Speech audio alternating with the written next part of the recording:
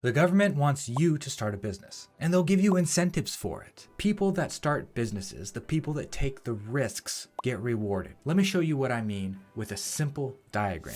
Let's say that over the last 2 weeks, they both earned $100. The employee gets a paycheck for $100 and the business makes $100 in sales. Well, what happens next? The employee then has to pay taxes. 20% is the number that we're going to use for this. So let's take 20% right off the top of that $100. That's $20 in taxes before they even get their money. Remember that.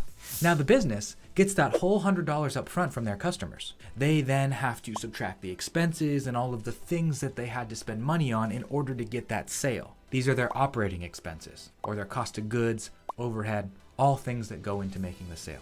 So we're going to subtract 75% of that $100 as a general rule of a healthy business's profit margin. Right now, it's looking pretty good for the employee, I'm not going to lie. But let's go one step further. The employee's left with 80 and the business is now left with $25 in cash. Remember, the employee already paid their taxes. The business hasn't. Now let's get down to the second to last part of our drawing here. The employee has expenses. They have a mortgage, car payment, gas, children, family, dates, all of these things that they now have to spend money on.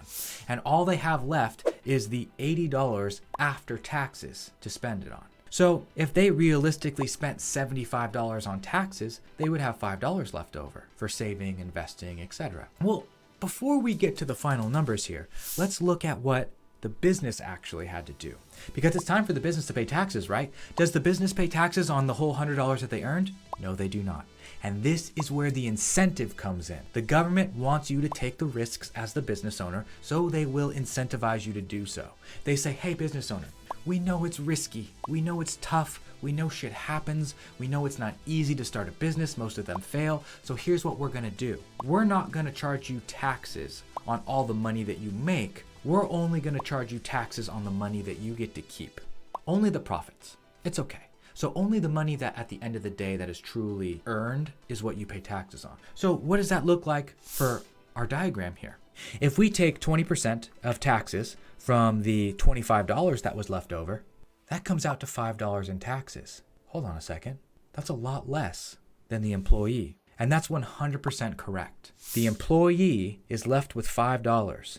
The business is left with $20 in profit. Yet, they paid opposite amounts in taxes. The business paid $5 in taxes, and the employee paid $20 in taxes. Now, why is that? That's because it matters when you pay your taxes. When you're an employee, taxes come out before you get your money.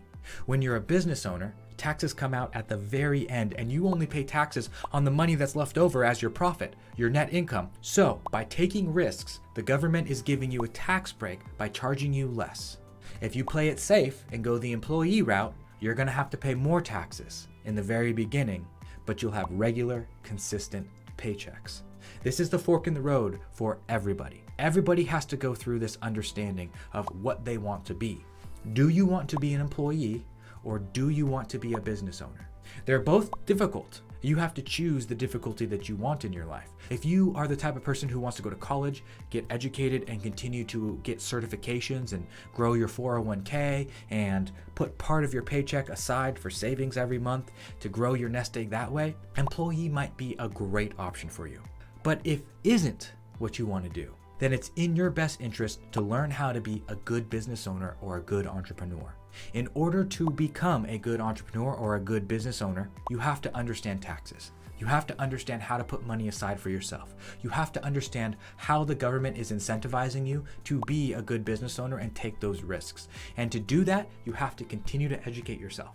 You have to continue to learn. You have to continue to put effort and emphasis on your training and bettering yourself, because you are the business. The business is you. The better you get, the better your business can get and the more money you can make. They're two completely different paths for two completely different people.